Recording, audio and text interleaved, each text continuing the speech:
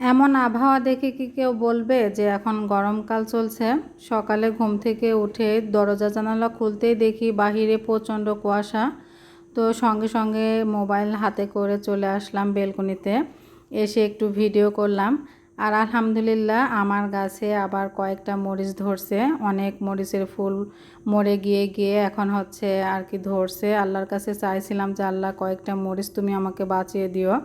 তো আলহামদুলিল্লাহ আমি অনেক খুশি। আসসালামু আলাইকুম, কেমন আছেন সবাই? আশা করছি যে যেখানে আছেন সবাই অনেক ভালো আছেন। তো সকালে নাস্তা করতেছি ফ্রোজেন পরোটা আর হচ্ছে সেমাই রান্না করছিলাম গতকালকে, আর মাংসের ঝোল ছিল, সেটা দিয়ে আর কি সকালে নাস্তা করে নিচ্ছি। এর মধ্যে ছেলের বাবা নাস্তা করে চলে গেছে তার গন্তব্যে, সে যে কাজ করে সেখানে। এদিকে ছোট ছেলে একটু অসুস্থ, ও কিছুই খাচ্ছে না। আর বড় ছেলের পরীক্ষা চলছে, ছোট ছেলের পরীক্ষা শেষ হয়ে গেছে।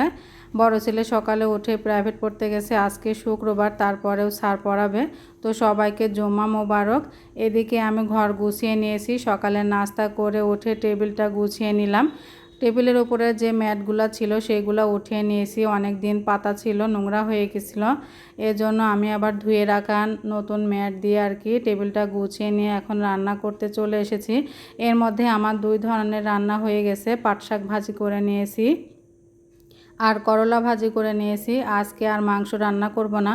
সাধারণত শুক্রবারে মাংস রান্না করা হয়, কিন্তু 2 দিন আগে গেস্ট এসেছিল, মাংস রান্না করেছিলাম। এজন্য আমি ইচ্ছা করে আজকে আর মাংস রান্না করতেছি না। ছোট মাছ ছিল ফ্রিজে, সেই ছোট মাছটাই রান্না করতেছি। আর আমি 2 তরকারি রান্না করে নিয়েছি, আর শুধু ভাত রান্না করব। আজকে দুপুরের রান্নাটা একদম 11:30টার মধ্যেই হয়ে গেছে। আর এদিকে ডিম নিয়ে আসছিল গত রাত্রে, সেই ডিমগুলো আমি ধুয়ে রেখেছি। ডিম ধুয়ে আমি হচ্ছে পানি ঝরিয়ে তারপরে ফ্রিজে রেখে দিব। আর এর মধ্যে আমার রান্না বান্না কিন্তু সব হয়ে গেছে।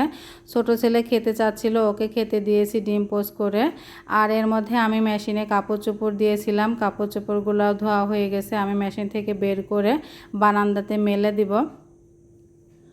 তো আমি যখনই চেষ্টা করি যে একটু ওজনটা কমাবো, একটু ডায়েট করব, সেই সময়ে আমার বর এই মিষ্টি নিয়ে আসবে, না হয় দই নিয়ে আসবে। তো যাই হোক, সবাই ভালো থাকবে।